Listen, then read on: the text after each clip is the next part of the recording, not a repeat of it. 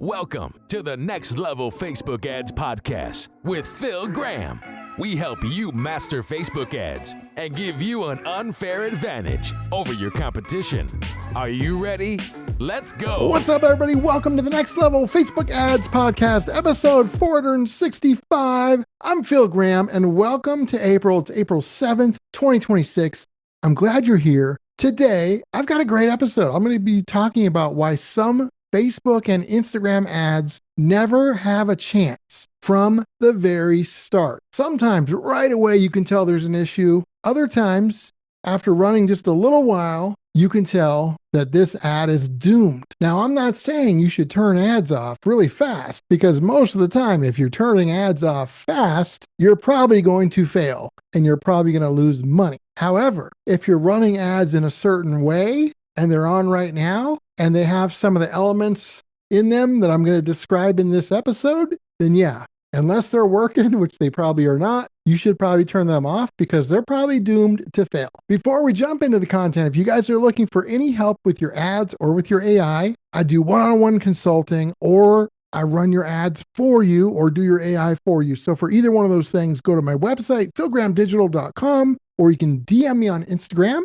at philgrahamdigital, and let's connect. So let's talk about why some Facebook ads never had a chance in the first place. Number one, it's an ad that actually never gets tested. This is happening so much. I see it everywhere. So people are running Advantage Plus campaigns. They've got a big ad set with a budget, and then they've got like 50 ads or 20 ads within that ad set, and they're letting Meta manage the budget. And so you're wanting to test all these different creatives, but if you go in there and look, many times, 80% of your budget is being spent on a couple ads, and the rest basically have almost nothing. And then you just assume they're losers. No, they haven't even been tested yet. Just because Meta hasn't tested them when they should doesn't mean they're losers. I've had situations where I took an ad that was like that. It was in a big group of ads, and it didn't get the budget that I wanted it to get. I took it out, I put it in its own ad set, and there was nothing else with it. And that ended up being an amazing ad. Now, I've also tested that with different ads, and sometimes it's not amazing, sometimes it's bad. But guess what? Either way, I know that it was either good or bad, versus when you assume an ad didn't work, even though it wasn't tested. That's called insanity. That's just making things up. And you either leave it in there and it virtually never gets ad spend, or you turn it off because it's not getting ad spend and just assume it's not good. Well, you're kind of doomed to fail. That ad was doomed to fail from the very start if that's what you do and if that's how you do it. So if you've got a campaign like that where you've got ads in there that you really want to test and you're just hoping Meta will give you some ad spend on them, don't just sit there and hope. Don't leave your business to hope and chance. Put it in its own ad set, give it its own budget, and test it yourself. That's how you're going to know whether it's good or not. Number two, your ad may not have a chance for success if the messaging is not good, if it's unclear, if it's too focused on narcissism, if the ad is all about you instead of being about your actual customers or clients. So if your messaging is bad, then it is probably doomed from the start. Now, hey, a broken clock is still right twice a day, so it still could maybe work, but I wouldn't want to put my money behind that kind of crap, that's for sure. And anything I see that's like that, I expect it would fail. And so I do think that kind of ad is doomed from the start. Number three, an ad without a pain point or a hook. That's super important. Now, there are some exceptions. Sometimes we'll run ads that have pure value, but even in those, it's almost always a hook or a pain point, because you could have great value, but if you don't get somebody's attention, then it doesn't really matter anyway. So even those, we still have hooks and pain points most of the time. There might be an exception here or there, but if you're running ads where you're not focusing on either a pain point and or a hook to get the attention of your ideal customers, clients, and audience, then that ad is probably doomed to fail, because there's like billions of pieces of content out there every day. And if you're not getting their attention, then good luck. Like, you gotta be able to get their attention. You gotta be able to stop the scroll. Number four, if your ads look like everyone else's, maybe they're templated, maybe it's a bunch of AI slop. There's good AI and there's bad AI. There's a lot more bad AI than good AI out there when it comes to ads. Maybe you're copying competitors. Maybe you just got ads that are just kind of blend in instead of stand out. It doesn't mean those can't work, because sometimes they could. But again, I wouldn't put my money behind it in most situations. There's a couple exceptions. I might test something, but for the most part, if your ads are just bland, they're looking like everyone else, they're going to blend in instead of stand out. And that's a recipe for failure. Number 5, this is a big one. No credibility or trust. Now, you don't have to have this in every single ad. However, some of your ads should actually have credibility or trust. It's not just about what you're selling, what you're giving them, who you are, who they are.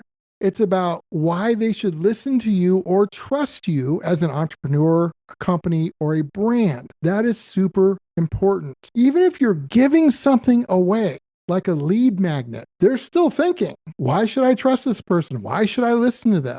You've got to have some credibility and trust. And yes, you should have it on your website, your landing pages, and your sales pages, obviously, but also in some of your ads, you also want to have that throughout your ads. Now, you don't want to just have an ad that is like tons of text all about you, but you can work in a little bit of credibility, a little bit of trust here and there, sprinkle it into some of your ad copy. And that's something that I highly recommend, because if you don't, that's a sign that the ad may be doomed. Now, again, let me be clear. We do run ads that don't always have that. So there are plenty of exceptions on this one, because some ads are just focused on doing one job, and it's not always that one. But overall, you definitely should work at having some credibility and trust in some of your ads. And then last but not least, number 6, no differentiation. If you have ads out there and you aren't differentiated, and I don't just mean how it looks. We already talked about, if your ads look like everyone else's. I don't just mean that. I mean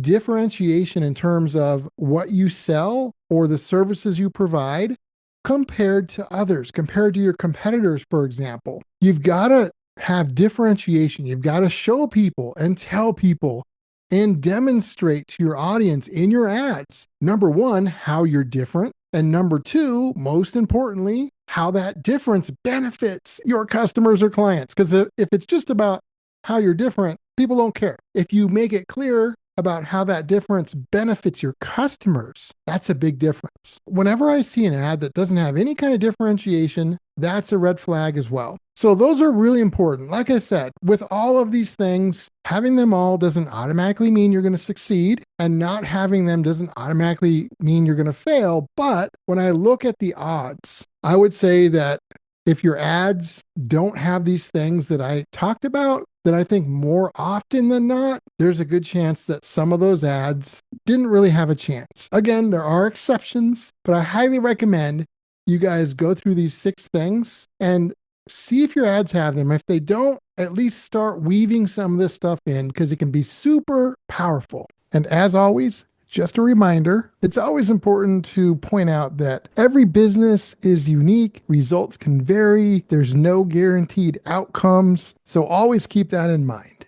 I hope that was helpful. Episode 465 is in the books. If you guys want to connect, philgrahamdigital.com is the website, or DM me on Instagram at philgrahamdigital. I hope you guys have a great rest of your week, and I will talk to you on next Tuesday's episode. Peace out. Thanks for listening to the Next Level Facebook Ads Podcast. Please remember to subscribe and share this with all your friends. For show notes, more tips, and to learn more about Phil, please visit philgrahamdigital.com/podcast.